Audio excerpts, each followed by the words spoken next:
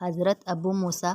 سے روایت ہے کہ رسول اللہ صلی اللہ علیہ وسلم نے فرمایا، جو شخص دنیا کو اپنا محبوب و مطلوب بنائے گا وہ اپنی آخرت کا ضرور نقصان کرے گا، اور جو کوئی آخرت کو محبوب بنائے گا وہ اپنی دنیا کا ضرور نقصان کرے گا۔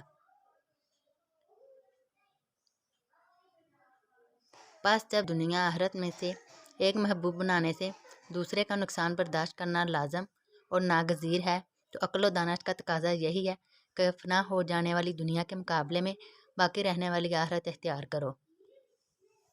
تشریح: ظاہر ہے کہ جو شخص دنیا کو اپنا محبوب و مطلوب بنائے گا تو اس کی اصل فکر و سعی دنیا ہی کے واسطے ہوگی، اور آخرت کو یا تو وہ بالکل ہی پسے پش ڈال دے گا یا اس کے لیے بہت کم جدوجہد کرے گا، جس کا نتیجہ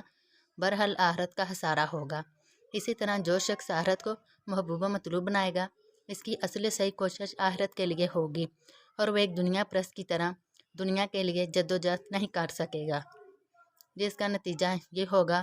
کہ وہ دنیا زیادہ نہ سمیٹ سکے گا۔ پس صاحب ایمان کو چاہیے کہ وہ اپنی محبت اور چاہت کے لیے آخرت کو منتخب کرے جو ہمیشہ باقی رہنے والی، اور دنیا تو بس چند روز میں فنا ہو جانے والی ہے۔